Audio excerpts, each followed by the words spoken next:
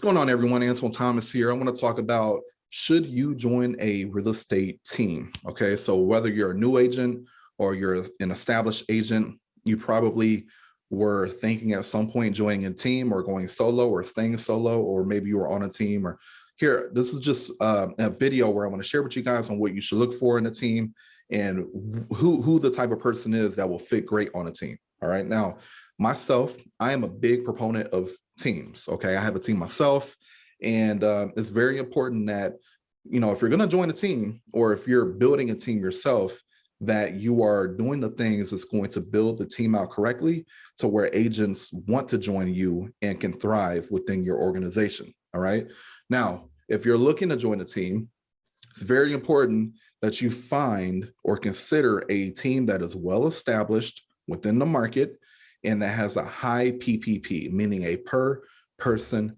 production. Okay, for example, our team, so we're going to do over 100 deals this year with only really 2 agents. All right, because I don't sell homes anymore. That is over 50 PPP, so 50 homes per person production. Our average homes being sold by per agent is 50. All right, whichever way you want to slice it.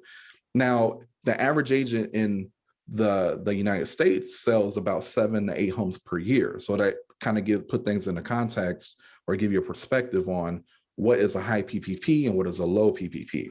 Okay, I will say a team that has 25 up, preferably 30 up PPP is a pretty good team. All right, especially if they have a lot of agents. That's real good.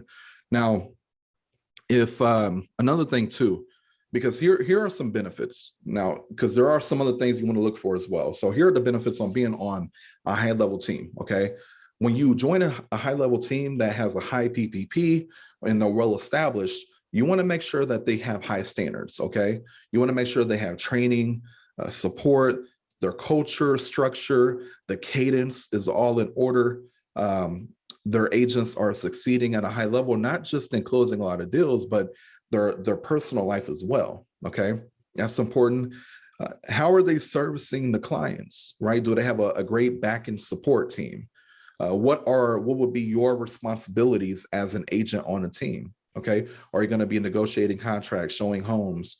What does the client service aspect of the team look like? Meaning, when you do your job on the front end, finding the client, getting them on a contract, what is the team actually going to do for you to make sure that that level of service, the high level of service, is being given to that client? Okay, and then also for you, how, with that being said, like, how much time are you getting back? Meaning, will you be working 60 to 80 hours a week, or by joining a team, will you now only be working 40 to 50 hours, depending on, how much business you want to do?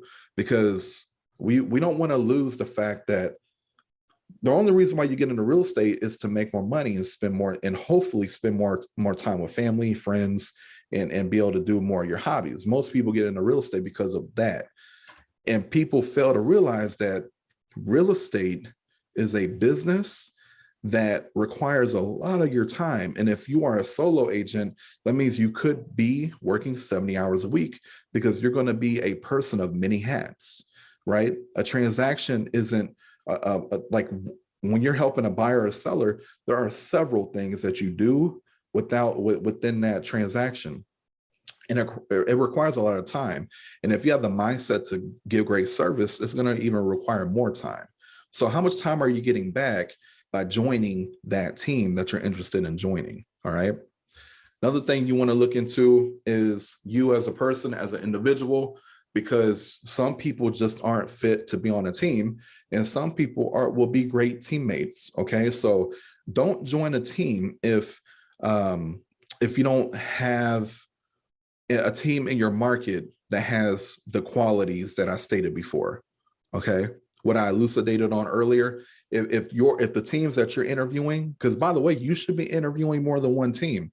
You should be interviewing them, not so much them interviewing you. You need to be asking questions and make sure that they have those qualities that I mentioned before. Okay.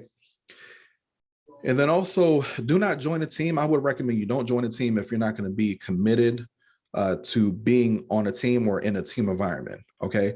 If you don't have that that commitment of being a part of an organization and helping it grow while you grow within it, then it's probably not a good fit for you. Okay. Now, you would be great for a team if you're on the other side of the spectrum, like you work well with others, you want to be a part of a team. If you don't really care about the fame, right? Like if you don't care about having your name on the billboards and all this stuff like that, because a lot of teams, if structured, depending on how structured, a lot of teams probably won't have your name everywhere, right? You're going to be under the organization, so the organization's name will be everywhere. Now you benefit from that, but some people like the fame. So you got to ask yourself, what is more important to you, making more money and less time, less hassle, or the fame? Okay. Now, I've been in both sides, right? I've been a solo agent and I started out as a solo agent and it was very difficult.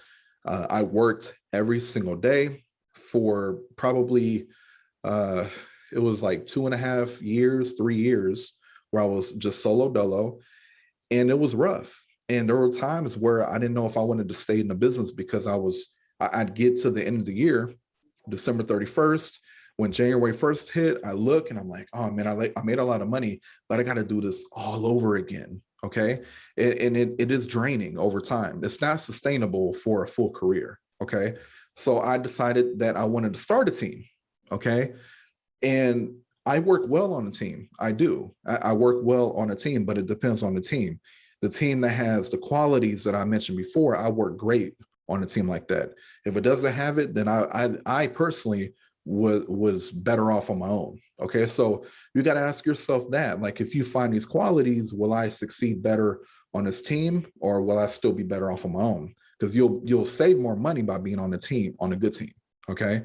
That's all I really got for you guys. Just make sure you're doing your homework, your due diligence. Make sure you're asking the right questions to the team leader or whoever you're going to be meeting with to interview them. The qualities, go back in the video and like, well, I'll tell you, standards, training, accountability, some support. What's the culture? Your agents on the team. What is the per person production? What type of service are you giving to the clients? What does the backend support look like? And then how many hours per week do your agents work on average? Those are great questions to ask to find out if it's a good fit for you.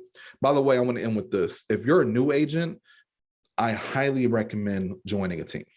I highly recommend it. If you're a new agent and you're focused on just making money as quick as possible while also still having a life, join a team. If you are a high D personality, you know that no matter what, you're going to make it, and you're willing to go through years of you really not seeing if you have a family, really not seeing them much, but putting the work in to build up your own team, then go that route. Okay. But either way, I hope this provided clarity. Hope you guys succeed out there. If the video was valuable, please like, comment, and subscribe. You guys take care. I'll see you on the next one.